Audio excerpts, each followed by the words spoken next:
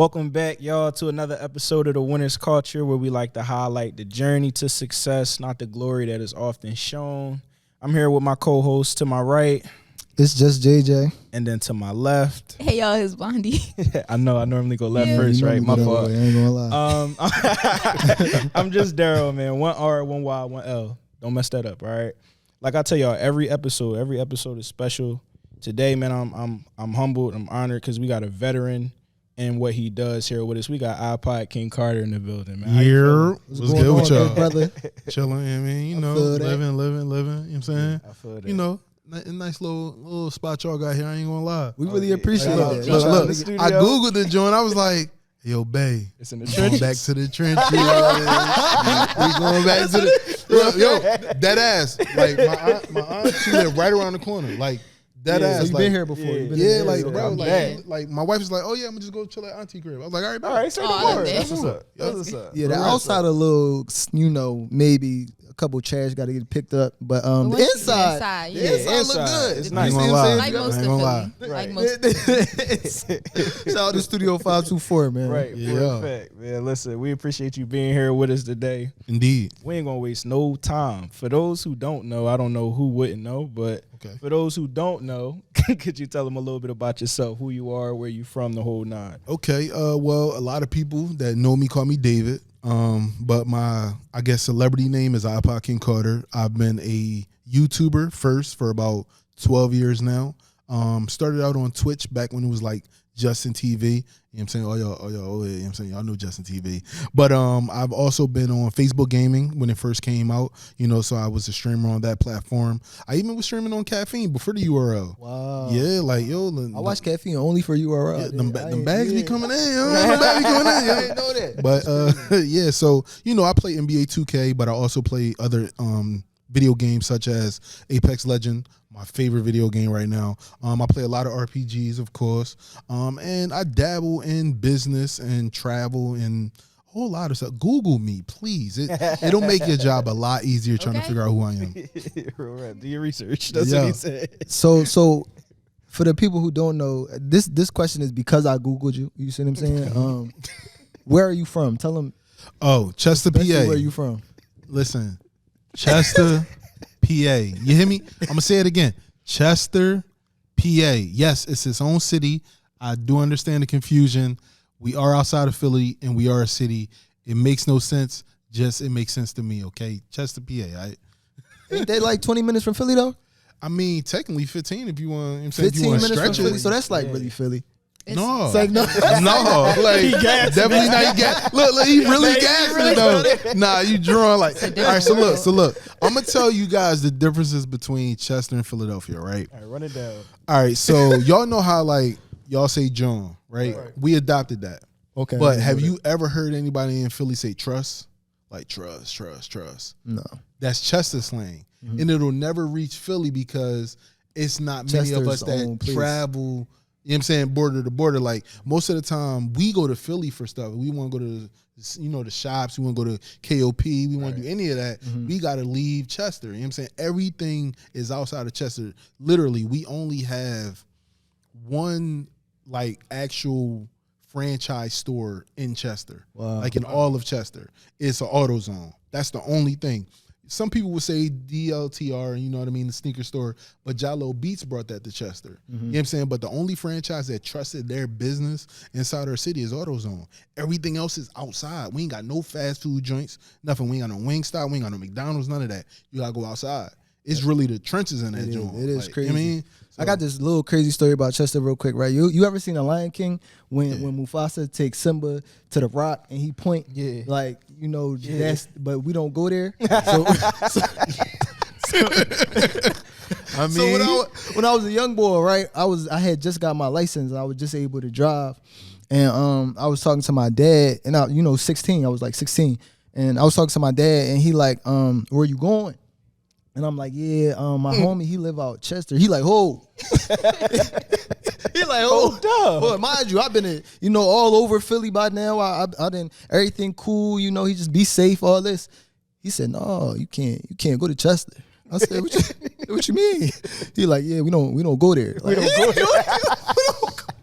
Yo, Can I be honest? You'll stick out like a sore thumb. Real.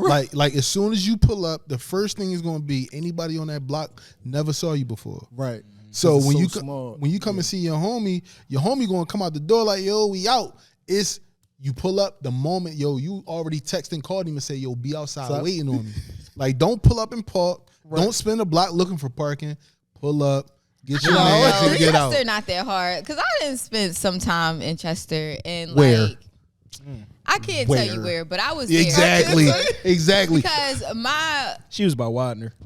No, I wasn't. No, I mean, that's the trenches too. Upland, Upland, crazy. Yeah, my brother and his family lives out there, so we would like catch the train out there when we was young and stuff, and like it wasn't crazy. I mean, it is a different world. Y'all are different out there, but I'm saying like y'all ain't. It's alright.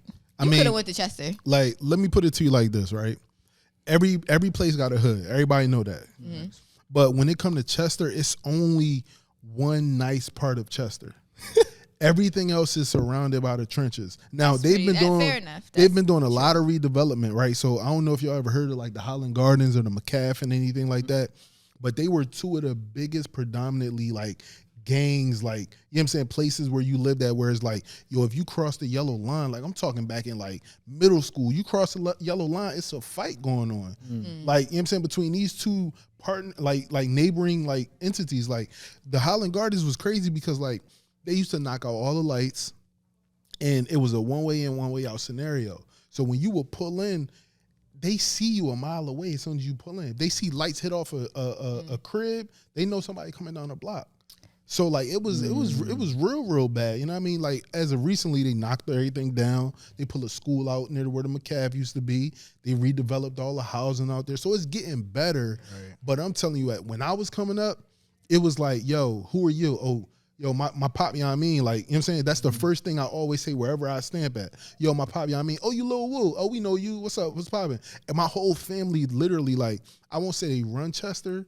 It's just as far as the entrepreneurship goes, they really heavy out there. Mm-hmm. My cousin got a hair shop, Rashida's. My dad got a new auto detailing shop out there, you know what I'm saying, called AZ. He used to be over town selling clothes. That's why they know him for being, you know what I mean, clothing and all that. So, like, me, I was just a young boy where it's like, yo, I ride my bike down there, go over town, eat. You know what I'm saying? I know everybody, all the Korean spots, all the Chinese spots. I know everybody, all the pizza spots. They know who I am. You know what I'm saying? I'm picking up orders for them, for the old heads and all that. And I was chilling. But when it came to going out to the hoods and stuff like that, like 33rd, Dog Pound, Bennett, McCaff, you know what I'm saying, Sun Village, all that, I had to really like, yo, who you know around here? Because you can't really pop out and be like, yo, I'm just going to come around. You know what I'm saying? And it just had to be family type ties. All right. That makes sense though, because Chester's is real small. It's like, real small. It's not big enough for me to not know who you is. No, I understand what you're saying. That makes sense. So to the point of you know why we all here a little bit. Can you tell us a little bit about prior to content creation, what were you doing? So prior to content creation, right? It's a funny story. It's like a 4-year span, right? So I came from like living in my car and all that, like. You know what I'm saying? Me and my mom was on the outs early because I looked like my pop. Like how old? Like I was like 15, 16. Wow. Like once I started getting my beard and starting to look more and more like my dad every day, me and my mom would be on the outs. You know what I'm saying? So it was like one of those situations where I lived in my uncle's crib for a little bit. Then once I got my second car, I started living in the car. I started traveling around. I come home from time to time, but it was mainly like, yo, you out on your own. You got to do what you got to do. So I had a job since I was 14, had working papers, all that. So I know what it's like to work. Like a lot of people that's in this game, they don't know what it's like to work. So when they see my work ethic, they see my perfection and like how I don't want to do nothing half-assed. Like, yo, why you like that? Bro, I know what it's like. I know what it's like to stand on your feet for 7.5 hours. Like that's why, you know what I'm saying? So when I pull out my perfectionism and all that type shit, they be like, yo, I like the way you did that, John. That's fire. What the budget was like? No, that was all done in my crib. They're like, how? Bro, I'm paying in cameras myself. I'm doing it all by myself. Like, you know what I'm saying? I might ask my wife to hold something real quick, but for the most part, it's me and my vision, you know what I mean? So when I was 17, I was going to go to Delaware Community College. You know what I'm saying? That was like the spot everybody wanted to go. Nobody from Chester wanted to go to Widener. I'm going to keep it all the way tall. Sure. You know what I'm saying? Everybody wanted to go to DCC and just, you know, or they wanted to go to like what's that joint? Cheney. They wanted to go to Penn, like, you know what I'm saying? Like, those, like, you know what I'm saying? So I was at the window, literally. My cousin, he tapped my phone, was like, yo, the airport hiring. And I'm like, damn, that might be a play. So I'm thinking in my head, like, I'm literally in line, cash in hand for my semester, in line. There's probably like 4 or 5 people in front of me. And I'm just like deciding, like, all right, bet. Do I take $9.44? Because at the time I'm making like $6.10. Do I take $9.44 over still grinding out at McDonald's, at Sears, at Burger King? Like, I'm doing 100 different jobs. Or do I take this one job and manage my time the right way and just focus on that? I was like, yo, you know what? I stepped out of line. You know what I'm saying? I kept the money on me. You know what I'm saying? Got the job at the airport. They put me in like a bag room for like a month because I wasn't 18 yet. I don't know if they could have did. I don't know if that was legal or not. But you know what I'm saying? For the most part, I just was like, all right, I'm in a bag room for a month. Once I get my ID, it's over. Bro, the moment I turned 18, I went straight to Atlanta. Flew to Atlanta immediately, bro. It changed my life. Like, literally, like, I was like, you know what? The college route, if I ever feel like I need it for something, I'll go back to it. But I had everything I wanted. I could travel. I got medical benefits. I got dental benefits. Everything I needed at the age of 18 without having to, let's say, worry my mom. Like, that was the biggest thing for me. Like, I don't even want Mom Deuce to worry about me. I don't even want my pop to worry about me. I'm good on my own because I got a younger sister, and I wanted her to have everything that I didn't have, which was a little bit easier because as a man, you be feeling like in your brain, like, work, work, work. If I don't work for it, I didn't earn it. You know what I'm saying? So my whole mentality was always like, from 9 years old, I'm at my pop shop, I'm working a register, and I'm working out a way to charge people more to make money on the side. You know what I'm saying? That $5 tea, that's not $5, bro. That's $6. Right. That's a 3X. That's $6, bro. Right. That's, you know what I'm saying? I need that extra dollar in my pocket. So I've always figured out ways to hustle and stuff like that. And that's where like my name come from too. So it's like things like that. I always tell people like, yo, I've been doing this for a long time. Like, work ain't nothing to me, like, at all. Like, man. Wow. So you spoke on your name. You said your name came from hustling. Can you give us a story on that? Let me check the statute of limitations. Okay. So Pete, look, I'm gonna bring it all the way down to you. So look, all right. So when look, right. So when I started high school, right, Mom Deuce was like, one place you not going, Chester High, at all. We not doing that. I'm talking about people getting beat with crutches and all that. You know what I'm saying, on enrollment days, like, it's crazy. So I'm like, all right, where I'm gonna go? She sent me to American Christian. Mind you, it's the same school Tyreek Evans went to. Okay. You know what I'm saying? So he made it to the NBA. So I'm happy I, you know what I'm saying, even blessed the same court as he did. You know what I'm saying? Right. So it's like, all right, I went to American Christian for 1 year, 9th grade. It was one of the worst and best years of my life. Wow. I went in at 5'7", came out at 6 foot. Okay. You know what I'm saying? In 1 year, growth spurt was crazy. Yeah. I'm telling you, it was crazy. Like, it was really crazy. So after I left 9th grade, 10th grade, Mom couldn't afford the tuition no more. So, you know, you hear those little conversations behind the closed doors with your parents. You like, yo, I don't know what's going to happen. Dad set up something. You know what I'm saying? I was able to go to Strathaven. You know what I'm saying? It's out in Wallingford. So great school, public school at that. So we still doing all the testing and all that. I get to wear whatever I want. I don't got to wear uniforms no more. I'm living.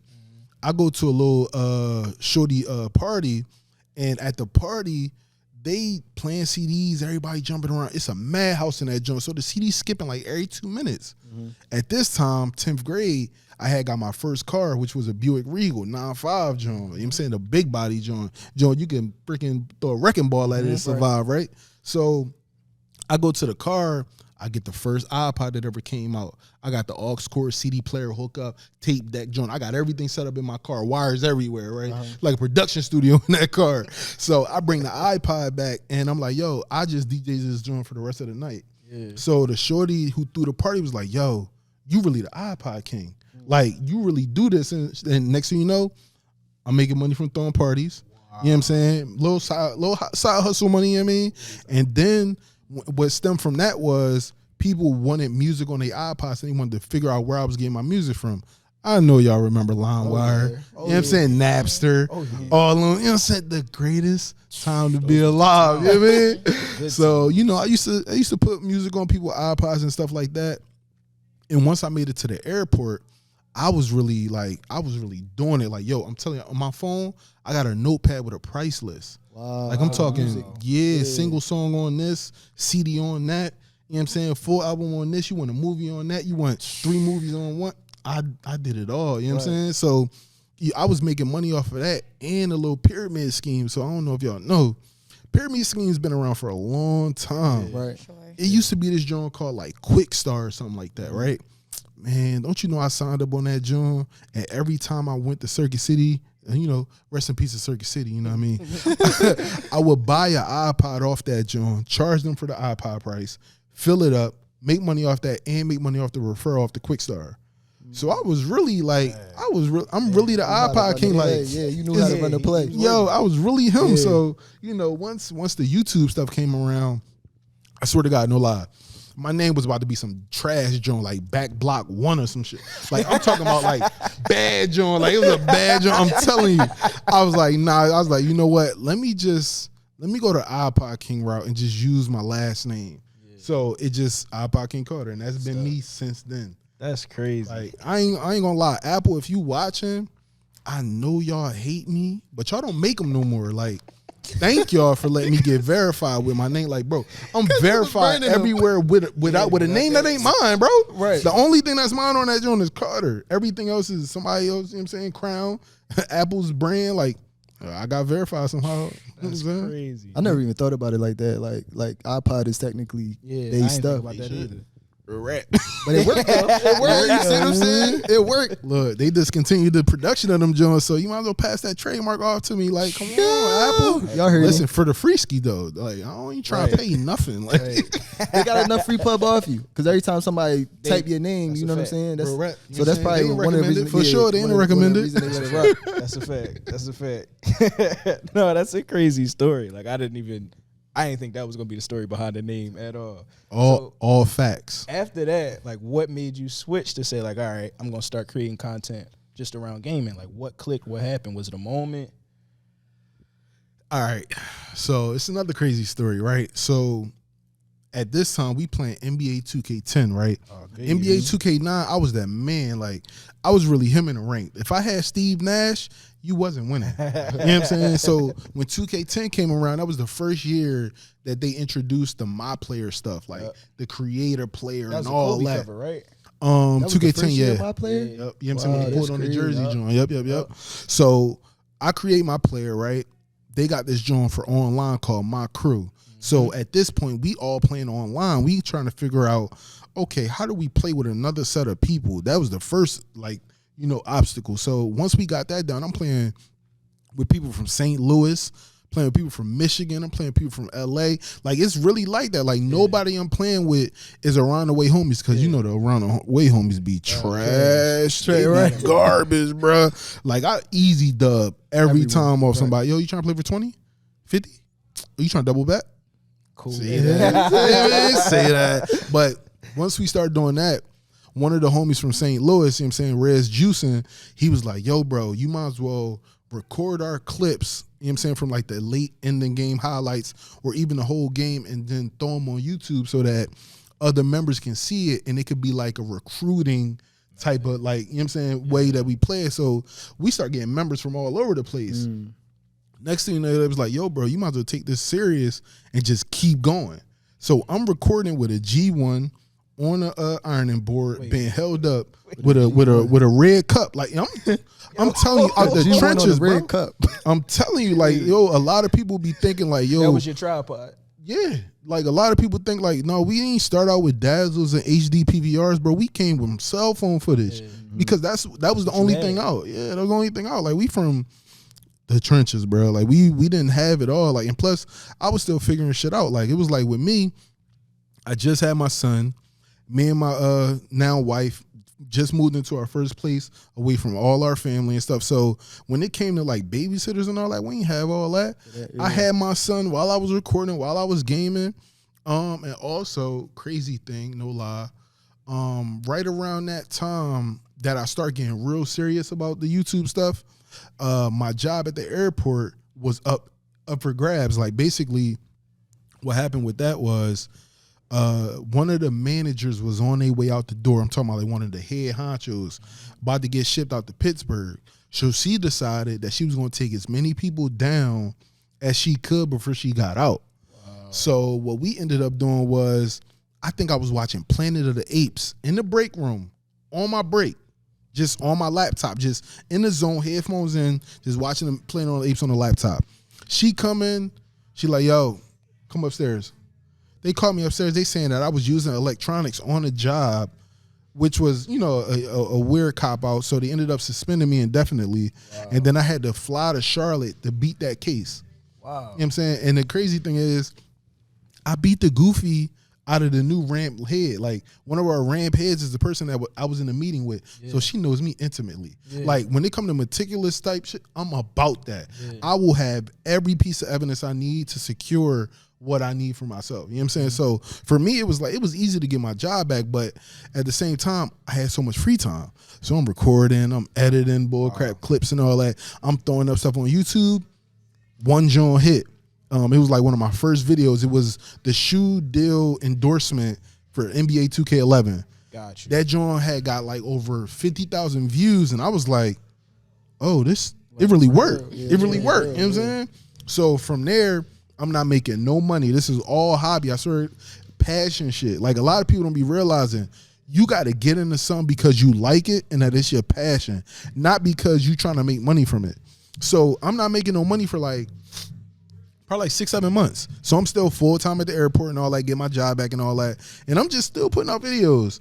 And then this company called Machinima Sports hit me up and was like, yo, why don't we upload our clips to your channel? We can give you like, I think like $2 every 1,000 views or something like that. I'm like, $2 every 1,000 views? Fuck it, let's do it. Yeah. You know what I'm saying? I ain't making nothing from it now. Why not? So once I start putting videos up on there, John, my channel gets the partnership to get revenue. Oh. It was up from there. Up from there. Up from there. So how much was you playing at this time? Like how much? Yeah, what was the time? What was the time like? Probably maybe 5 games a day. So if a my crew game was 5-minute quarters, 4 quarters, I was probably playing 5 of them a day total. You know what I'm saying? So maybe we might get on for 2-game session. You know what I'm saying? Somebody from Cali might be just waking up. Yo, you trying to hop on? All right. Somebody from what was it? I think it was like Houston or something like that. Might get off early, and then I might stay up like an extra hour that I'm ahead of them to play with the person in LA. And we would just game. You know what I mean? So it was like stuff like that. It was easy back then. Now it's insane. It's like I ain't gonna lie, it's a business. Like it's literally a business now. It's a business. Yeah. Mm-hmm. All right. So you gave us a lot of insight about your background, where you came from, how you got to where you are a little bit. Do you feel like the gaming community is hard to get into? Because I feel like you wanted a veteran, so you got in before it was accepted, before it was cool, before it was mainstream. But now, do you feel like the community is hard to break into? To be honest with you, I'm gonna say yeah. Simply because now we are dealing with a new age of, you know, content creators or gamers that are more introvert than extrovert. So they are more, you know, inward with themselves. So they are perfectionists, some of them, but for the most part, they don't want no help. They want their homies that are very close to them to help them, and they're scared to reach out to people like me for that help, for that guidance, for that advice. And it's detrimental to what they want to accomplish, because anybody can get into gaming because all you got to do is buy a PS5, buy an Xbox, buy a PC, and load up the game. Right. But to get into the industry, to get into content creation, and to get into, you know, some people's goals, make money essentially, is going to take a lot of time, or you might be that person that everybody has been waiting for and it might just pop off for you. But it's not many people like that in the community where you come in and you brand new and you just rock it. It's not like that. You know what I'm saying? You either got to come in attached to somebody that's already a rocket or already, you know what I'm saying, sizzling, whereas though you can either outshine them or you guys can build each other up at the same time. That makes sense. So do people get popping like from the amount of content they create, or do you got to be like funny, or do you got to be good, or like what's the, you know what I'm saying, what's the thing that get people hooked to keep coming back to your channel? The funniest thing I would say is it's a bunch of different pies, right? So you have, let's say, your apple pie, right, where you know for a fact all else, if you get that apple pie, it's gonna be hitting. You ain't gotta worry. You know for a fact, like, all right, I'm gonna get the apple pie just in case. I'm gonna keep it safe. Right. You know what I'm saying? That's the type of person I am. I'm like apple pie. I'm safe. People know when they come to me, yo, I might get some info. I might get some game on the finance tip. You know what I'm saying? I might get some type of information from him, whereas though I'll be able to apply that later. Yeah. You got your key lime pie, whereas though it's like, I don't know if I really want to rock with that. You know what I'm saying? So that's one of my favorites. So but like those type of people might be like, yo, I'm not gonna rock with that because that might not be, you know what I'm saying, what I'm into. So you would never even give that person a chance when, in all factual, like you said, it's one of your favorites. Yeah. You know what I'm saying? So, you know what I'm saying? So it's like, yo, it's really like pies, right? And then you got like your sweet potato pie, the fad. The joint that everybody's supposed to love. If you say you don't like sweet potato, you hate wrong with you. Right. I don't like sweet potato pie. You got those type of people. Whereas though, like, wait, y'all heard what she said? I don't like sweet potato pie. I never knew Something that. wrong with her. Like, I'm gonna actually cut that out. Yeah, we gonna edit that whole I'm not ashamed. I don't care. I've been standing on this hill my whole life. I know how to make them. I know how to make. You sweet just potato heard what he pies, just said. If you say you don't like sweet potato pie, you just heard. You listening to the analogy, and you trying to knock our viewership down, yo. You got to. That's crazy. I have no hate in my blood, though. I have no hate in my blood. Now look, like I was saying, right? So you know the ones that don't like sweet potato pie, they the ones where it's like, okay, sweet potato pie is supposed to be loved and endured by all. Right. So you can never say nothing bad about sweet potato pie. If you do, you're a hater. Mm-hmm. You know what I'm saying? When in fact it's just not your cup of tea. Exactly. Right. You know what I'm saying? So like I'll give you an example of sweet potato pie. Let's say Ninja, right? Mm-hmm. Everybody knows Ninja. He's literally the gamer that you know simply because he made tons of money and he's really, really good at the game. Yeah. So if you don't like Ninja, it's like, yo, how can you not like Ninja? He's awesome at the game. He's barely can be beaten. And he showed you the roadmap to how you can make money off this with master classes and things of that nature, right? So then you have people like, let's say, cinnamon, right? Just regular old cinnamon apple, right? That's the joint where it's like, yo, as soon as that joint hit you, your taste buds go crazy, right? That's somebody like Kai. Yeah. You know what I'm saying? Kai Sinat, whenever you pop in his stream, 5 minutes can change the whole narrative of the stream. That's a fact. You could come in and be like, yo, ain't shit going on. Mm-hmm. Next thing you know, when did Lil Baby get here? You know what I mean? So it's like, it's like the hit where it's like, yo, you take a couple bites and you're like, oh, nah, this joint is it's crazier than I thought it was going to be. You know what I'm saying? Because he's giving out a production of, like, literally planned out. I'm talking about meticulous plans on every hour on the hour. You might think he, doing everything on the fly. Nah, this stuff is planned out. You know what I'm saying? Teams is handling that. He might have, for instance, over the subathon, he had G Herbo come in. G Herbo was on for maybe an hour or two, something like that. Then he had somebody else come in.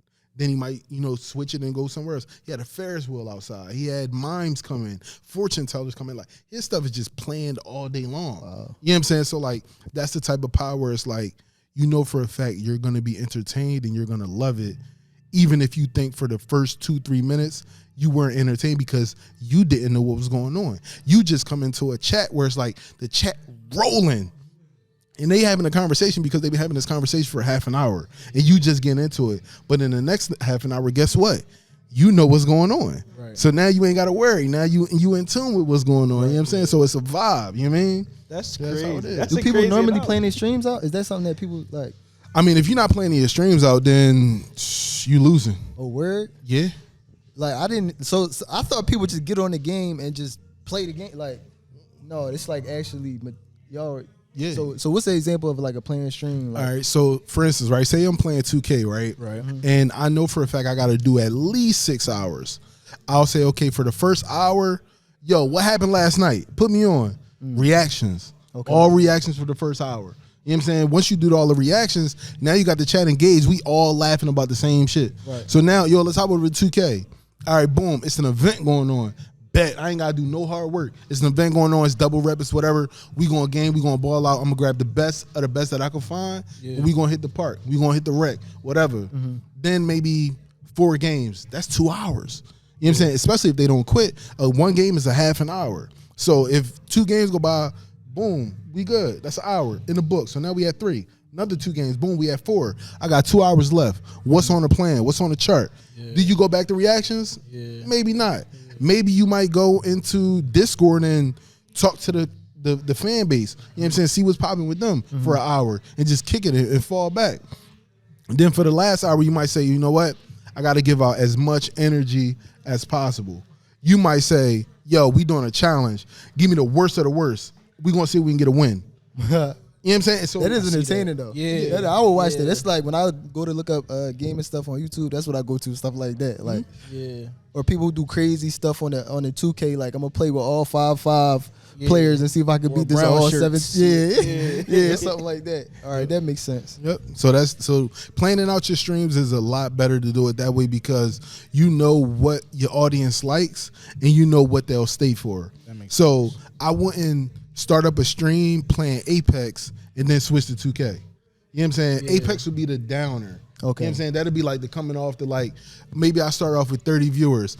If we peaked at 189, I'm not playing Apex. You know what I'm saying? It's just not happening because we can possibly get to 200, possibly get to 300. So I won't give them a downer game at the peak moment when the viewers are starting to roll in and get their time. Because what happens is when somebody goes live, if you didn't schedule your live with your fan base, letting them know like, yo, I'm gonna be live this time, everybody got shit going on. Right. Yeah. So you might be live for a half an hour straight and might not be that many people in there. You might have like 70 people in there and like, you be like, all right, bet. What I gotta do to turn this joint up?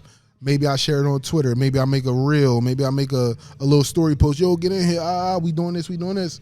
And then once the people start coming in, you always wanna be on your high points. You don't never wanna play a downer or do something that's down when the right people not in there. You know what I'm saying? Because once your chat start getting rolling, that's when you start getting more and more antsy. Like, y'all know DJ Academics, right? Yeah. So, like, when he doing, like, reactions and stuff like that, or he going through social media posts and all that, he at his highest peaks.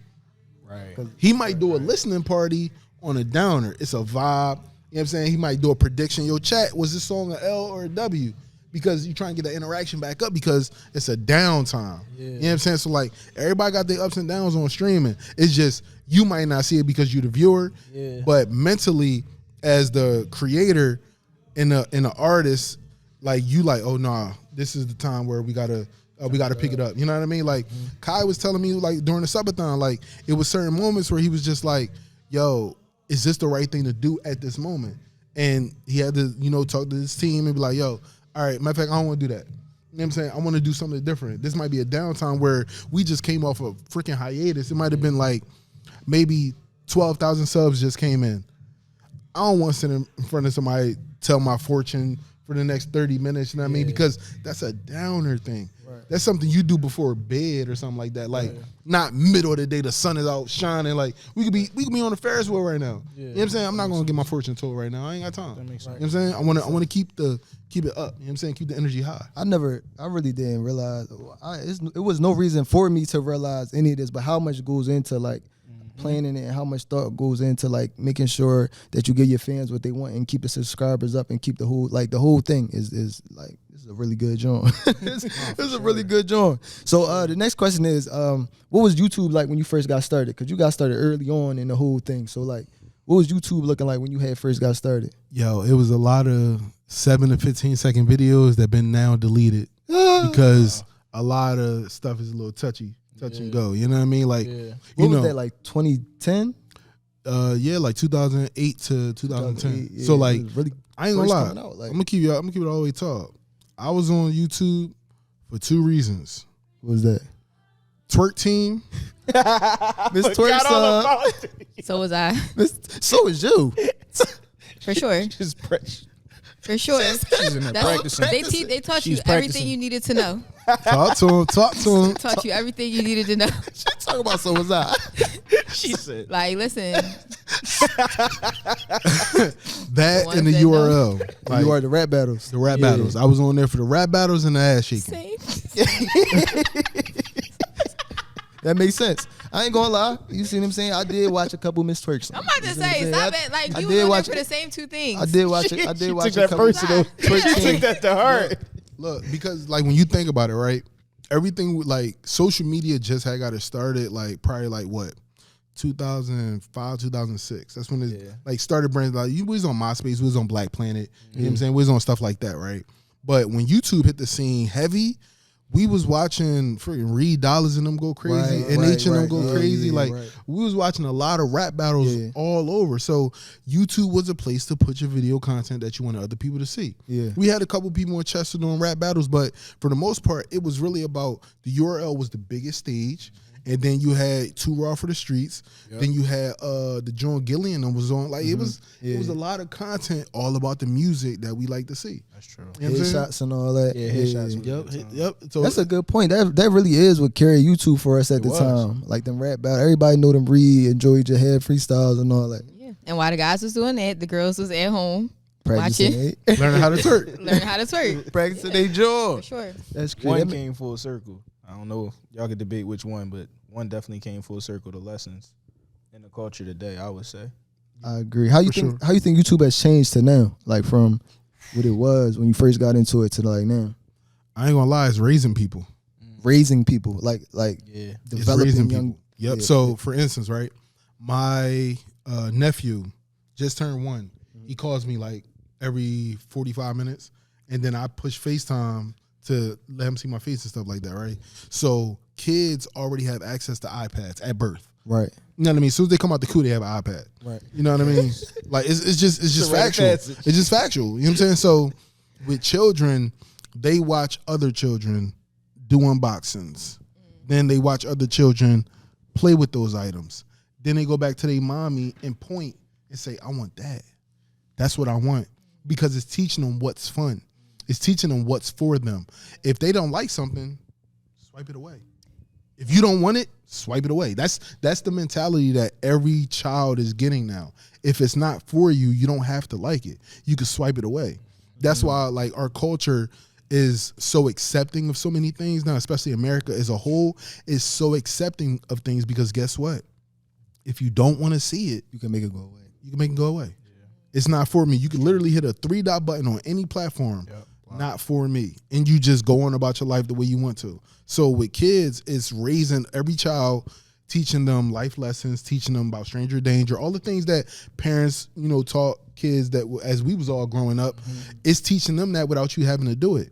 Because guess what you doing? You all about a bag. Every parent in this generation is about a bag. Right. I don't care who you are. You about a bag. You trying to find a way to make money, whether it's for your kids, for you, or for the whole family in general. Yeah. So while everybody else chasing the bag, these little iPads and all this teaching these kids too much. That's a great point. That's really how it is, though. And I think that's one of the reasons, as a teacher, it's almost impossible to break the connection they have to their phone because it feel like a lifeline. You feel what I'm saying? Like it feel like it's where I go for my social interaction. It's where I go for my entertainment. It's where I go to learn something. How am I supposed to say put that down when that phone talk to have more contact with you than anyone else? Than your parents, than your peers. That phone is going to tell you what you want. And like you said, if you don't like it, I'll swipe it away. If you're not trying to hear what I'm trying to say, you can't swipe me away. You feel what I'm saying? Which makes it more pushback because you're not used to that. You're used to like, I don't like this content. I'm moving on to something different. Yeah, exactly. You feel what I'm saying? And it's definitely, it definitely conditions people to be more attached to it. That's a great point. Yeah, you can't get away from this algebra though. Right, you can't. That's a fact. So it's like no, real rap. So like for instance, right, my phone, I know exactly where it is. Right, I know exactly where it's at. But for the most part, it feels like your right hand. You know what I'm saying? And if you sever that connection, if your phone like died, part of you. What you do? Yeah. If your phone died, what's the first thing you do? Charge it. Yo, where that charger at? Yeah, you got to charge right now. Yo, who got that charger? Yo, where it's at? Yo, somebody got that joint in another room? How dare you take my charger? Like that type of, you know what I'm saying? Connection to the controlling, you feel like you deserve, like everything happens as soon as your phone die. It literally feels like a limb. And that's where we at right now. A connection. Yeah. It's crazy. No, that's crazy to think of it that way. I feel like in that sense, like when you were first getting into it, did you feel like you was like outside of the technology, because you started a little bit older like than a lot of people around you? Like, did that bring its own challenges? Did you feel like you had to get acclimated to it in a different way? To be honest, I was on Linda learning a lot. I was on YouTube learning a lot. For me, right, I remember when I first went to Strath Haven and they had computer class. We talking Flash Macro Media type time. I was in there intrigued. Right. I was in there wanting to learn more. Like, it wasn't just because some bad shorties took the class and I decided to sign up. When I got in there, right, it was a whole, yo, shorty, I'll talk to you later. I'm about this macro media right now. Like, it changed my whole perspective. So when it comes to computers and technology, I live it, I breathe it, because I want to learn so much about it. So I edit my own videos. I made my own thumbnails. I produce my own streams. Like, everything I do is in-house me. You know what I'm saying? I don't have a team doing 100 different things for me. So when it came to like learning how to edit, I was on every program. I was on Sony Vegas. I was on Power Director. I was on. Oh yeah, you going to that? Yeah, I was.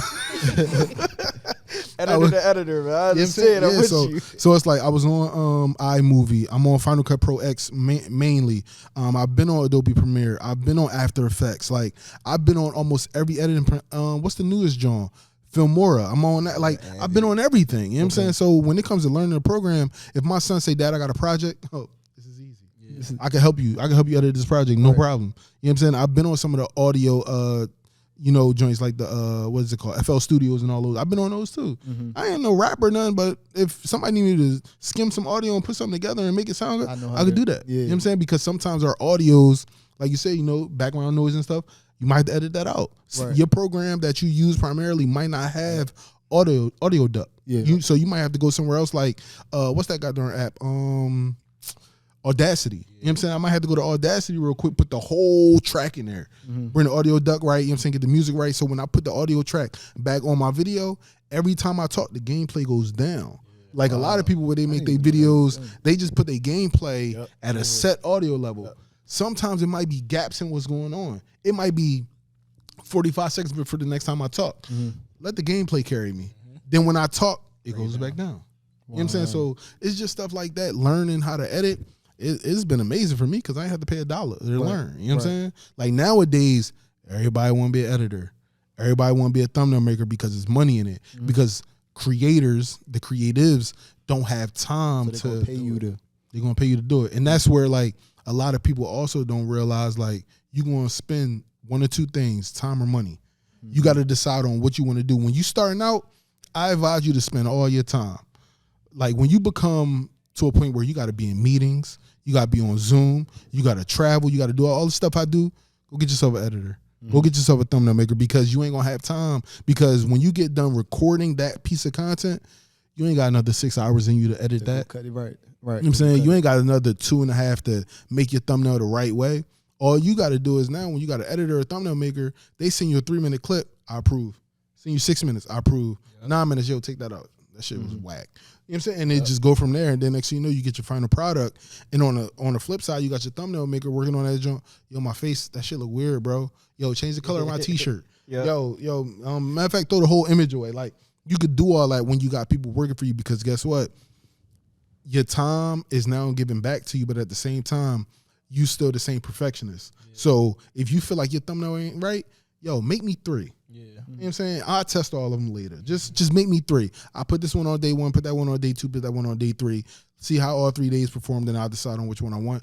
I'll pay you for all 3, don't worry. You know what I'm saying? So that's the type of game we in now. Like if I ever decided to, like, really retire from, like, being a content creator influencer, it's money in editing. You know what I'm saying? It's a lot of money in editing. Like, a lot of people don't be realizing, like, YouTube videos, if you see a million view video, please do not think $1 million, because that person might be fighting something on the back end. They might be fighting copyright issues. They might be fighting reduced ads issue. So you might see a 1 million view video and be like, yo, that dude eating. He might have paid the editor $75. The video only made $130. You know what I'm saying? He paid the thumbnail maker $20. So he really not sitting on nothing crazy, because he got a whole reduced ads. He might have voiced his opinion on Twitter and might have said, yo, I can't believe my video got hit like that. But for the most part, he dealing with that, and he got to live with it, because guess what? It's still a 1 million view video. It's still been seen by 1 million people. So the sponsorships, the partnerships, you know what I'm saying, the associated stuff, like, all that stuff come from it. So he got to keep it. He can't just re-upload it. You don't got a mill. It's over for that joint. You just have to let it sit. You know what I mean? So you was talking about the thumbnail a lot, like the right way. What's the right way to make a thumbnail? Like that, like dead ass. Like you got to be like that on every thumbnail. On every thumbnail, it got to be something that's going to draw you in. Something that's going to catch your eye pop and it's going to make some. What's that? You're right. You know what I'm saying? And or it got to be something bust down. Like for instance, if I'm doing a review on a Lambo, I promise you on everything I love, I'm not sitting in the driver's seat and taking the thumbnail. I'm either standing on top of that bitch, I'm sitting on the hood. Right. Something where it's like they going to see the whole car than me. You know what I'm saying? Because you might look at the interior of a car and be like, yo, that interior is crazy. I don't give a fuck about the interior. Yeah. What car is it? Yeah. So you got to show them, oh, that bitch is a yellow Lambo. That nigga standing on top of that bitch talking about he rule the world. That's what everybody want to see. I see. You know what I'm saying? You got to, basically, whatever Instagram picture you ever seen, that got to be your thumbnail on YouTube now. Okay. You know what I'm saying? It got to be either eye-popping or it got to draw you in like, that bitch expensive. You know what I'm saying? Like, correct. I feel that. So I feel like that's the one end of being a little bit older when getting into it, like learning the technology and all that. What about on the responsibility end, like what you had going on at home when you was trying? Yeah, I love my wife. Let me just go ahead and say that first. Okay. She handles just about everything on a day-to-day as far as scheduling goes. So we have 2 calendars, my calendar and the family calendar, right? Yeah. If I have anything that conflicts with the family calendar, I now have to put it in the family calendar because I'm not going to be there. And if it's in the family calendar and my business calendar, I might not be in a business meeting. Mm-hmm. It all depends on how much pushback I get from my wife. So, for instance, right, I got a tournament that I'm supposed to be hosting coming up. April, everybody knows, do not book me for April. If you book me for April, you will be mad because I guarantee you last minute I'm going back out. I don't care what brand it is. I don't care how much money it is. If my wife's saying we flying to Aruba, we're flying to Aruba. I'll see you when I get back. It's just how it is. Her birthday's on the 6th. My son's birthday on the 9th. Our wedding anniversary on the 17th. Don't book me all in April. Don't book me in April. It's born on the 7th. It's a known fact. Like don't book me in April. You know what I'm saying? So company hit me up saying, yo, we got this amount of money. I'm like, yo, if my wife say no, you're going to be mad because you're going to have to rebook somebody in a 2-day window because if she say we picking up and going, we're picking up and going. I fly free. I'm going. It's nothing like I can't. It's not a question. Like my wife gonna be like, "Yo, we're leaving." All right, like then, like you know what I'm saying, like either I'm staying or I'm going. Most of the time, I'm going because my kids gonna be like, "Dad," I'm like, "We're going." That's it. You know what I'm saying? So it's like things like that where it's like, you know, giving back that time is like so crucial. Like I've had companies hit me up for trying to be my agency and my management company, which you should never do. Because it just doesn't make sense. How can an agency be your management and teach you what works algorithm-wise? You're the creator. If you're a creator, create. Don't let nobody else tell you what's popping, none of that. Because you know what's popping. You see it every day on social media. So you know what's popping. Don't let an agency come in and say, we can handle everything for you. Have different teams do different stuff for you. You know what I'm saying? But yeah, getting time back is like the biggest thing for me, for sure. That makes sense. I think that was crazy to hear you say that, and it's very important. I think to see where you're at and the fact that you still had that firm cutoff. Like when family time is family time, that's that. I think sometimes when people rise to different points in their career, I think it's harder for them to say no to certain things, which leads to them to either kind of neglect other areas of their life or other important areas of their life. But I think it's kind of cool to hear you say, like, listen, that's my time. I think for me, it's a little different. Okay. So, for instance, right, the reason I say no, like you said, is family. But at the same time, it's like when I go places, I don't have no camera in my hand. Yeah. You know what I'm saying? I'm living the moment. Yeah. I'm experiencing the moment. When I talk about the moment, I need my memory to tell me everything that happened. Not a phone, not a camera, not no video that we watch. My wife might do that because it should be funny. We be geeking every day, right? But for the most part, I think a lot of people don't say no is because they're looking for the next look. They're looking for the next bag. Yeah. You know what I'm saying? Maybe they ain't pay their taxes. This might be tax money for them. True. You know what I'm saying? Like, a lot of people don't be understanding. Like, it's a lot of shit that goes down with being your own entrepreneur, having your own business, all that. Because, for instance, right, we talk about somebody like, let's say Chris Brown, musician, right? But at the same time, he's a creative. He's a creative in the musician world. My man had tax problems. He said, yo, you know what? Shit, I probably got at least $200 million worth of clothes that I don't even wear. Yo, we gonna create a whole mall at my crib. I'm a flea market, all this shit, whatever money is made from it. I'm not asking no set prices crazy. Yo, whatever's made from it, put that on the bill. Yeah. You know what I'm saying? Because you might not understand that Chris Brown might have invested in a nonprofit last week. You might be thinking, oh, this nigga spending his money bad. He fucking up. All these niggas the same. You know what I'm saying? All these. No, my man might have invested $3.2 million in a nonprofit to help America or whatever, his hometown, whatever. You might not even know because it's still in the works. But he might be like, yo, I'm down bad. I got to figure out another play because I just liquidated a whole bunch of shit on the back end. So now I need something else to help me. And a lot of people don't be understanding that. Whereas though it's money to be spent on everything you do. It's never always all profit. All profit is a myth. Like you're gonna spend some kind of money, whether you're paying some type of agency a fee, where you're paying a management a fee. It's never 100% profit because you might spend time on something, or you might say, yo, I just want to pay an editor $120 and get this shit out of my life. I ain't got time to do it. You're going to pay that $120, and then it might take you maybe a month to make that $120 back. It might take you a day to make the $120 back. It all depends on how hot you are on whatever platform you're on. You know what I'm saying? So that's how the game really go. Like Reels, oh man, Reels is a whole nother story. Like that's why you see so many people. Like, you ever seen somebody's page, they upload 4 Reels in one day? Yes. You be like, God damn, I seen all 4 of them hoes. They spitting them at you because they trying to get that ad incentive back, you know what I'm saying, from the platform to make the money. So they can't do 1 reel a day, 1 reel a week. They got to make money. So they gonna spit them Jones out, and you gonna be right there in the algorithm caught. Watching all of them.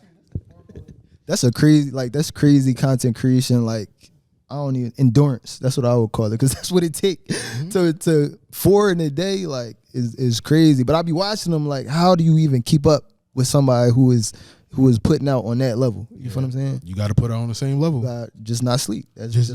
Well, I mean, technically, right? It'll be something where you might think like it's only one person doing it, but they might have somebody in their pocket. You know what I'm saying? Yeah. They might have somebody that they pay $900 a month to handle everything, and you just record and send. You know what I'm saying? Some people got it like that, or some people might be the type of people that I am, where it's like I record everything, I hoard everything, and when I get to it, goddamn it, I'll use it. Right. You know what I'm saying? That's the type of person I am. If I get to it, I got it 100%. Okay. But I'm more so when I have influencer work to do or things that have deadlines, that's when I'm about my job.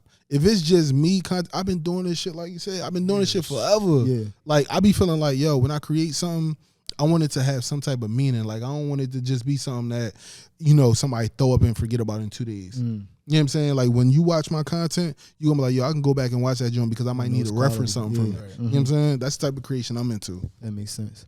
All right, so you told us about a lot of your successes and how a lot of things worked out for you. Have you had any roadblocks or times you wanted to give up in this thing? To give up, no. Okay. Simply because I do have a love for gaming, which would never end. You know what I'm saying? I'm going to be 80-something gaming. You know what I'm saying? Wife ain't going to be able to stop me. You know what I'm saying? But when it comes to content creation, I'll say the biggest roadblock that I've had is hitting 1 million subscribers on YouTube. That's like a big feat for anybody. They want that gold plaque, big as hell, in a room, on a wall, 100%. All of us want it. But for me, I've been chasing, how should I say, startups. I've been chasing those Kickstarters. I've been chasing innovation. A lot of people don't understand about me. Like I said earlier in the pod, I'm really about learning new shit. I'm really about wanting a different, scenery. Like, I want to see something different, whether it's a year from now, 2 years from now, 4 years from now. I want to try something different. I don't want to be stuck in the same place. I don't want to have people only look at me like, yo, that's that YouTuber. You know what I'm saying? Like, 1 year, I might be the Twitch streamer. Right. The next year, I might be the Facebook streamer. The next year, yo, that's that nigga from Caffeine, that bald nigga. How you get on Caffeine? Like, I might be that dude. You know what I'm saying? So, for me, I was on Facebook since 2018, right? Contract about to end. And I told myself, I want a new scenery. You know what I'm saying? But the crazy thing is, Facebook is starting to innovate again. They're now switching from Facebook to Meta. So everything's changing. The platform's changing. Innovation's coming. They're dumping money in a whole bunch of projects. So now I'm like, damn, do I want to stop? Caffeine called my phone last week. Yo, we got something brand new. I know you ain't been on the platform in 2 years. We got something new coming out. Damn, do I go there? And Twitch, still home. YouTube, still home. I need to go home eventually, because if I don't go home, that roadblock is still going to be there. Like, yo, when you going to show YouTube love? That's where you started. Yeah. When you gonna show that? When you gonna give us back that love that you have? You know what I'm saying? Yeah. That being able to be on all kinds of hours of the day.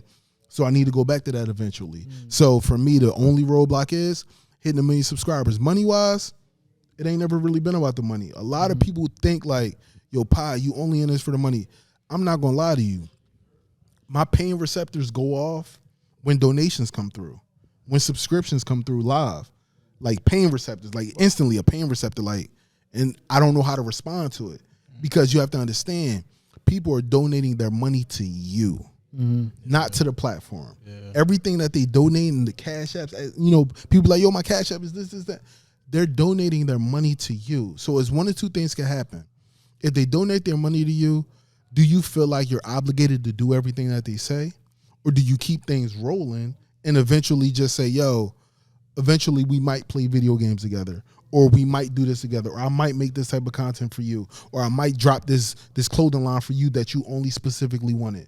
Wow. Because that's the things that got to go through your mind as a creative. Yeah. It's like, yo, this person just donated innovation money to me. That's all it is. It's not money to buy a new chain. It's not money to go out and buy some Dior or this Christian. You know what I'm saying? None of that. It's innovation money. My whole stipend of the way that I got all my accounts set up, there's literally dollar for dollar an amount of money sitting in an account that if a flood happens, fire happens in my home, wherever I go next, the setup is purchased immediately. Every single piece that I have, mics, all this, cameras, all y'all got, instantly can be purchased immediately. Something breaks, I go out the same day and get it because that's just innovation money. Like, that's the way I've been setting things up. So if somebody says like, yo, Pi, we want to see you do basketball content. Okay, well, I'm just going to go in the innovation account and hire a trainer for a month. You know what I'm saying? And you'll have all that content of me with the trainer. And because it's innovation stuff, because it's an idea that might have sparked from somebody in the chat. Oh, I got the money to do it. You know what I mean? So let's spend it on that instead of, like I said, going out and buying a $600,000 something or $100,000 something. So like that's the type of wave I've been on. Like once I started making 6 figures from it, it changed my perspective on everything. It was like, okay, there's a business from this. I need to figure out what I want as a creative from the business and sponsorships and take that knowledge and apply it to the certain rooms that I'm in. So if I'm in a room with somebody that is in financing and they want money from me to invest, nah, bro, you gotta teach me. Like that's what I want from you. I don't want to just give you 50 bands and say, I pray to God he make it come back. Teach me, bro. Like life is long, like dead ass. My pop is 62 coming up this year. My man in college, like dead ass, my pop is in college right now at 60. That's what's up. So it's like for me, crazy. Shout out to pops. For life is long, bro. You always want to see something different in your life. So when it comes to gaming, people be like, yo, you ever gonna leave? You ever gonna stop? No, it's probably gonna be something I do differently. Yeah. I might work with a company for 2 years. You know what I'm saying? Just to see how it is. See what it's like in those rooms about, all the social media shit that people be talking like, our ongoing joke in our community is like, in the 2K community, everybody sees this person named Ronnie 2K as the person that you go to, you argue about, you have all your complaints, everything towards this one person. He's not the one end all be all. Mm-hmm. He's not even a dev. Mm-hmm. He just runs marketing. You know what I mean? So like when people say, yo, my complaint, Ronnie 2K, I be like, yo, y'all don't even know. My man's is only promoting the game. Right. He's not making the game. You know what I'm saying? Like he's not that guy. You know what I mean? So it's like people perception of the way things are from the outside looking in will always deter what you want for all your goals. So like when people see me, they're like, yo, this old head, he doing this, that, and the third.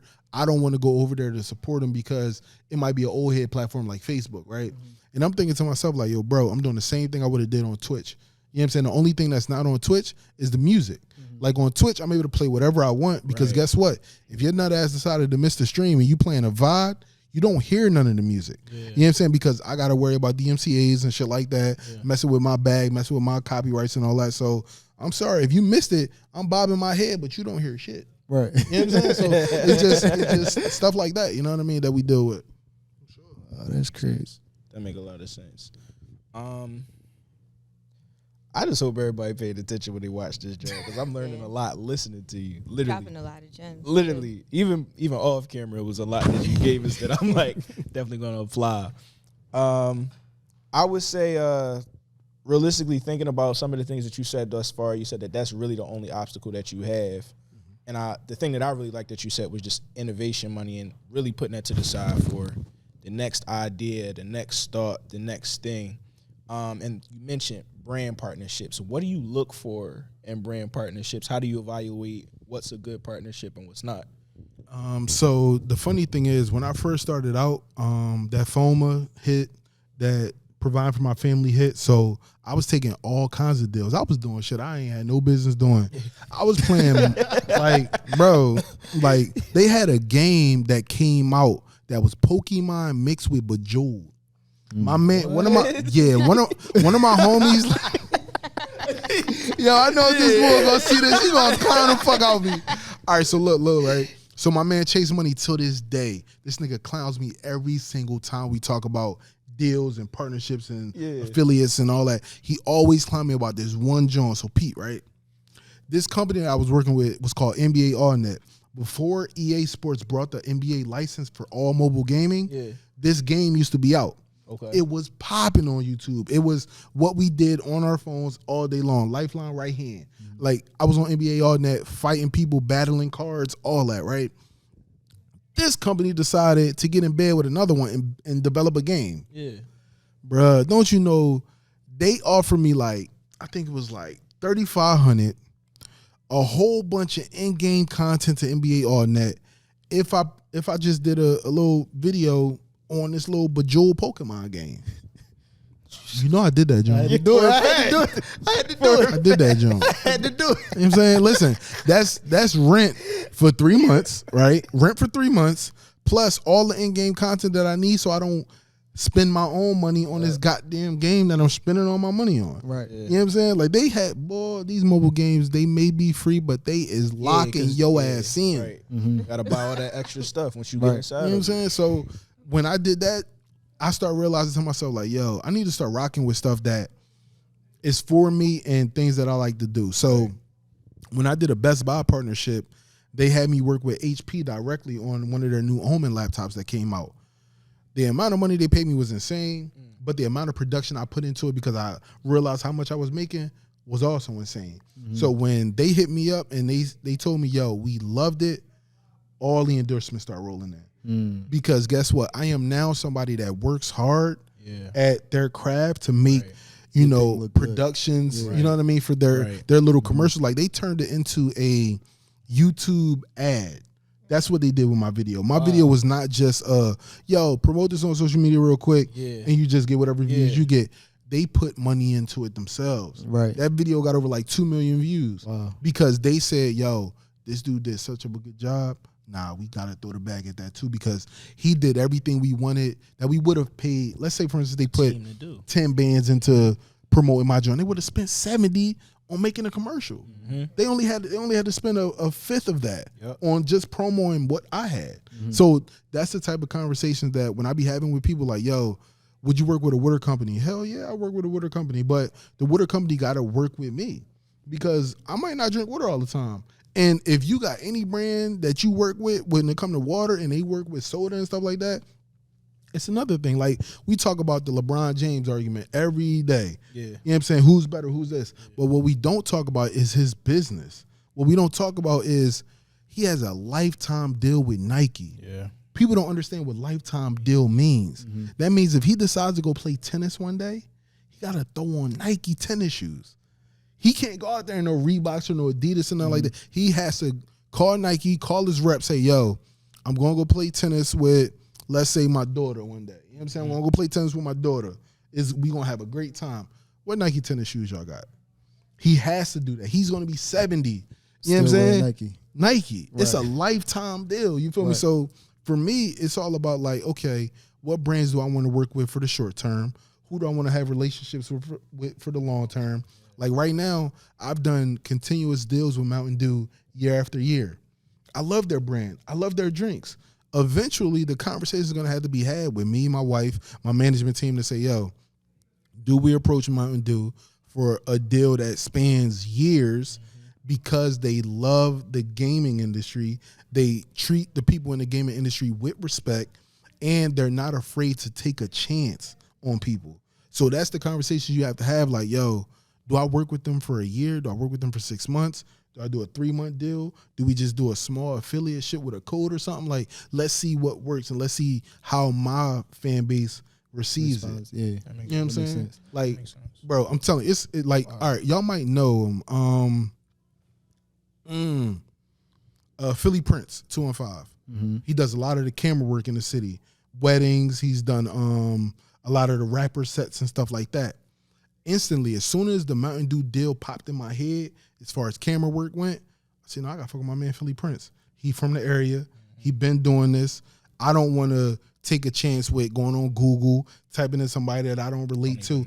I want to put money in somebody's pocket that I've been watching, like a fan of content for a couple years now. So when I hit him up, he's like, yo, let's do it. Is Apple Pay that, John? We're going to go down to this food line. We're going to shoot this, John. What you need? You need the socks. You need the drink. He had everything ready for me. We did the commercial. Mountain Dew seen that, John. They said, bro, we can't believe how you pulled that off. It's easy work. Yeah. Because once you got the vision and somebody else with a vision has the tools to do it, anything can happen. Whole 9 yards. Wow. Like we said, man, a lot of gems was given in this interview. A lot of gems. I hope y'all had the pens and the pads. I hope y'all had the notebooks, all of that out. For the people that want to get in contact with you, where can they follow you at? Where can they find you at on your social platforms? So I'm going to put it to y'all like this, right? If you want to reach out to me about business, it's always going to be via email. Like literally my management, I like, you know, yep. As soon as you email me, I'm going to put you in touch with the right people that's going to make something shake. Yep. But when it comes to social media, if you want to see pictures and reels, we on Instagram with it. If you want to see that same type of content, but you like TikTok, we on there too. But if you want to really reach out to me about some personal real life shit that you got going on, a Twitter DM has always been looked at. Or just tweet me. I have my mention tab. I got all that type of stuff. But if you just want to be like a part of the community, bro, like we got Discord for everybody. So we always on Discord. I game with everyone. I'm going to say again, I game with everyone. If you in IKC Nation or you a new person in IKC Nation, you get the same type of respect and same type of love from me and everybody else. We not going to clown you. I mean, we are going to clown you. If you come out to the wreck and you put up 2 points, 5 turnovers, we going to roast your ass. But for the most part, we going to treat you like family because that's what it all comes down to. Like in my Discord, right, we have been doing credit journeys for like the last 2 years. So I'm really about finance and like learning how to like save money, learning how to put certain types of money into stuff. Yeah. And a lot of people don't know how to do that, right? So, you know, I got a 2-year plan that'll get you from whatever shit you started, whatever shit you didn't get started, to a 750 credit score. Wow. And you take that knowledge and what I taught you in that 2-year time and you apply it to life. So one of my homies just brought a 4-bedroom crib, you know what I'm saying? And he hit me up immediately. He was like, yo, bro, I just want to let you know, shit you put me on to, it worked. One of my homies in the vending machines, yo, bro, I just want to let you know, shit you put me on, got me this. So I'm learning that my credit plan is not only helping people in real life, but it's helping entrepreneurs in business as well. Yeah. Because we all know if you want to start a business, you want to start an LLC, you're going to need to open up the account.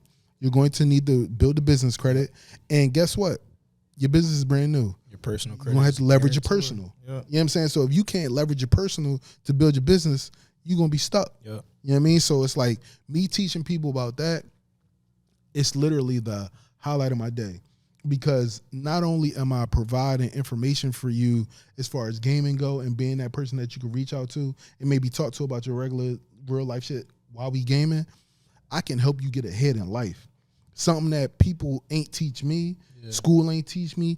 I've been teaching my parents. Like, you know what I'm saying? Like I put my mom on a credit plan. I put my dad on a credit plan. So it's like teaching them, it's like, yo, this shit come full circle because eventually somebody's going to teach me something. And that's what life is all about. It's all about teachable moments. Like you have to be able to want to learn, want to receive it, and want to hear it at the end of the day. Wow. Because, you know, you go to a family cookout and you be like, yo, I just want to let y'all know, like, y'all want this, boom, boom, bam. I trying that shit. But whole time, auntie in the corner, she got a 5-bedroom joint. She the Hasa Diddy one. You know what I mean? No, auntie really took the plan and she applied it. Right. You know what I'm saying? When you still in the trenches and I'm trying to tell you how to get out. You know what I'm saying? So like a lot of people always come to me like, yo, why you still work a regular job? Medical, dental, it don't come with this content creation shit. You will not get it. You're going to have to pay for it. You know what I'm saying? So if you want medical and dental, woo, them plans is crazy. So I keep it for that. The flight benefits. Yeah, I get them through my wife, but I fly free. If I want to go overseas and shoot some content, it's going to cost me $30. You know what I'm saying? Amazing. Like if I want to go to Tokyo, it's going to cost me 40 bones. You know what I'm saying? So it's like, I can't quit. I can't say no. Because, and also at the end of the day, if I ever want to stop doing this and do something different, guess what? I'm going to be starting fresh somewhere else, but I'm still going to need them flights to get me where I want to go. You know what I'm saying? So like people be like, yo, why you? Bro, I'm 17 years in. I got 7 left before I could retire and get my gold wings. That means fly free forever. You know what I'm saying? Why quit? Why quit on something that I put my all into? That time, like you said, you can't get that time back. A lot of people be thinking like, yo, I'm just going to have a career change and do that. Why not build both at the same time and then you make that decision when you get to that fort? Why would you cut off the limb and go start something different? It might not work out. We see all the time, you know what I'm saying, horror stories, people living on the street, stuff like that. Like, that's because they tried something and they stopped doing what they was doing previously. You know what I'm saying? Without no guidance. Like, yeah, you could be pulled in 8 different directions, but at the end of the day, it's all about how much you can handle, how much pressure you can take, and is it going to make a diamond? Is it going to make coal? You know what I'm saying? Like, it's that simple. Like, is you going to shine or you going to keep being covered by all the shit you got going on? That's what you really got to come down to. Like, me, I will say that when it comes to finance, I'm a stickler. So, like, if it's Benihana over, let's say, Payway, I'm going to go Payway. I don't need to go to Benihana to get no goddamn rice and beef. I go to Payway and get the little, you know what I'm saying, right off the, yo, give me that, give me that, give me that. You know what I'm saying? Like, I don't got to spend all that money for that. But my wife would be like, maybe it's about the experience. And I'd be like, you know what? Give it to me once. I'll take the experience one time. One time. You know what I'm saying? Right. I'll take it one time. Then we back on the budget. Then we back on the budget. You feel me? Back on the budget. You hear me? Look, I'm telling you, look. Yo, listen, so I don't know if y'all know, right? It's this place in Vegas called Blue Ribbon. Okay. Right? I need y'all to Google it. If you ever go to Vegas, okay, experience-wise, do it once. It's in the Cosmopolitan Hotel, right? We went there, right? My wife told me we gonna go on tour in this hotel. We gonna eat at every eatery inside this hotel. They got all 4-star and above restaurants, right? I'm like, okay. I said 4-star and above. I said this shit ain't on a budget. But listen, I'm telling you, shit was not on the budget, but we did it, right? And then at the end of it, we looked at each other and we said, we got the experience. Never again. I'm talking about, yo, I had a squid coming out of a whole joint. I ate that joint. She looking at me like, who the fuck is wrong with what? Why would you even do it? I'm like, babe, it's sushi. Experience. It's experience. You know what I'm saying? Yeah. So it's like things like that. I always say, like, do it once. Don't ever say to yourself, like, yo, I don't never want to do that. I won't ever be able to afford it. Try something once because life is long. You're never going to be able to get that time back. And if you traveling somewhere and you even the slightest thing pops into your head, like, maybe I should try that. Do it. Because you might not never get the chance to do it again. You know what I'm saying? You might be on some stuff like when COVID hit, we was traveling crazy. We was on our way to Hong Kong. Wuhan hit. Hong Kong civil rights shit hit. I ain't going to Hong Kong no time soon. I'm not going. Yeah. Don't ask me to go. I'm not going to Hong Kong. It's over. But I experienced it. You know what I'm saying? Like, I've been to Tokyo, babe. That's it. We've been to Japan. Dang, how many places you been? Bro, my wife take me everywhere, bro. Take me everywhere, bro. Like, I travel the world for real. For real. Like, yo, that ass, I've been on every continent except Africa. Okay. You know what I'm saying? I'm scared to go there.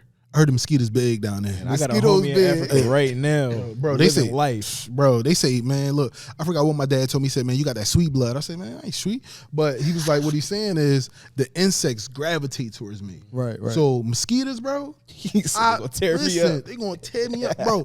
I'm the type of dude, I wear a hoodie in the summer. I'm not wearing shorts. You crazy? They gonna kill me. You know what I'm saying? Like, yo, when I was younger, every day I come home from playing basketball, mosquito bites all over my legs. Because at the end of the run, when the sun going down, it's like, yo, we outside. You want to stand around? You tired? You ain't running up and down that court no more? Oh, you just going to pass the ball and stand there? I'm going to bite your ass. That's how it was for me. So, like I always say, man, like, yo, if you got time, if you want to get an experience off, do it. Like, travel the world, like, because you never going to get that time back. You know what I'm saying? A lot of people, believe it or not, be in the same crib 40 years, same job 40 years. You know what I'm saying? And then at the end of the road, be having bucket lists. It's like, why experience all that when you older? Do it while you're young. Do small shit throughout your life. Make your bucket list at 21. What do I want to do? I want to skydive? Shit, I do the indoor, John. You know what I'm saying? I ain't jumping on nobody's plane, but you know what I'm saying? I do the indoor skydiving. You feel me? So it's like, you know, experiences like that. When it comes to like gaming, that's what gaming has been able to allow me to do. Fly somewhere, do a job for somebody, and also experience the city, the culture, the people. And that's where I take a big chunk of, like, I guess, enjoyment out of it. Like, my most recent trip was to LA. One of my homies, my boy Trey Soul, I tell him, I'm going to LA in 2 days, you coming? Like, how I'm gonna get out there? Don't worry. Flight benefit shit all set up. $90 flight. I get you out there. Don't worry. We go out there. We get the Charger rental, driving all through LA in the Charger, bamming music, riding. Pull up the Kai crib. These niggas building the Ferris wheel. We like, it's about to be a crazy fucking 24 hours. No sleep. Who sleeps? You know what I'm saying? Because it's the experience. You know what I'm saying? So like, this nigga, as soon as we get there, I take the nigga to IHOP. We at IHOP. We eat. We pull up to the crib. This nigga already streaming. We like, yo, we go through the crib. We see pan cams, like them cameras where they standalone joints and they pan through like reality TV shows. Yeah. That's the type of shit you see. That's the experience you get. So I'm tapping this thing on the shoulder like, that could be you. You know what I'm saying? Because he's an IRL streamer. He likes doing that type of content, reactions, making those type of videos and stuff. That could be you. I bring you here to learn, bro. You know what I'm saying? I come here because this is my friend. I know damn well I ain't doing this shit. Right. Ain't nobody following me for 30 days. But I'm bringing you here because, bro, this is where you learn. Plus, this is where the introduction happens. Because maybe you're a little too introverted to say, yo, I need help. Yeah. I'm going to put you on. I don't give a fuck. I'm going to say it. Yeah. Yo, how you do this? Like, you know what I'm saying? Like, even if I got to pick the management brain, pick the team brain, pick the producer's brain, even pick the motherfucker that's just the chef's brain. Yo, what it's like to be a chef? Like, do you do this on a regular? Oh, yeah, I get paid to yo, pick the security brain. Yo, when did you start doing security? What's it like? Do you feel like it's more of a, you know, is it more of a hassle to deal with content creators, the musicians, than this and that? Like, I'm learning full circle. From everybody. And then at the same time, you making relationships. Yo, I fuck with you, bro. You're a funny ass old head. Give me your card. You know what I'm saying? Give me a number. Tap in. Yeah. If I got to fly somewhere, like most of the time I'm strapped. But that's only from here to Philadelphia. Jersey got their weird laws. Delaware got their weird laws. So I'm not strapped nowhere else I go besides Philly, Chester, and all the boroughs that surround us. So when it comes to me flying out, if I got an event, I might need a cameraman and I might need security because you don't know what might go down. Yeah. You know what I'm saying? Like I went to LA a couple years ago before COVID, and me and one of my homies went out to the hookah lounge. So me and my boy Cash, we at the hookah lounge before DDG is who he is now, and we just at the hookah lounge. We split. The nigga get robbed.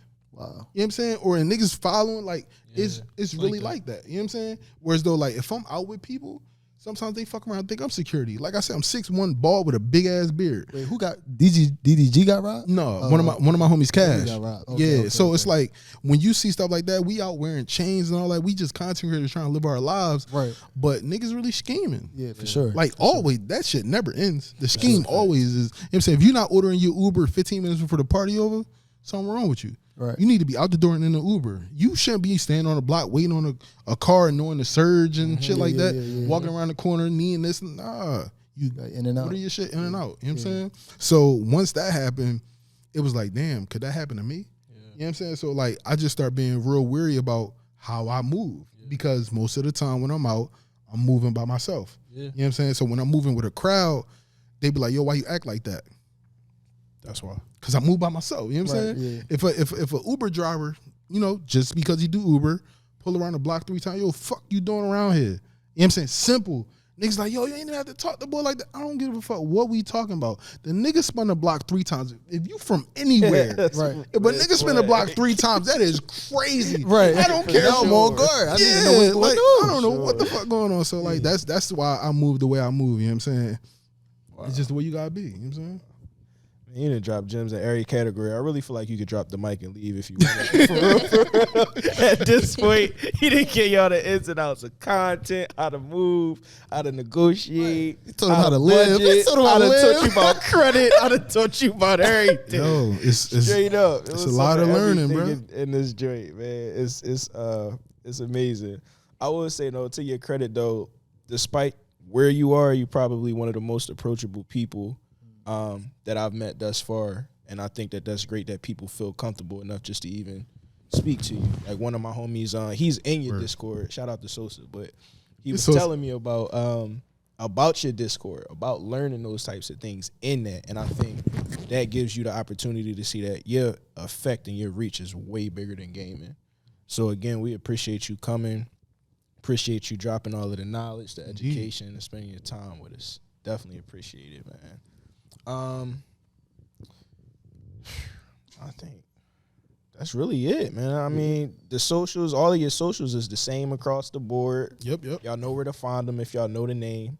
We're going to put them below regardless. JJ, where can they follow you at? It's just _JJ. Blondie, where can they follow you at? Y'all can follow me at Blondie_. Make sure y'all follow the Winners Culture. We on Instagram. We on TikTok. Make sure y'all send this to y'all moms, y'all aunts, y'all cousins, all of them. Make sure y'all follow the studio too. They produce the podcast. And shout out to them. Until next time, man. It's another episode of the Winners Culture.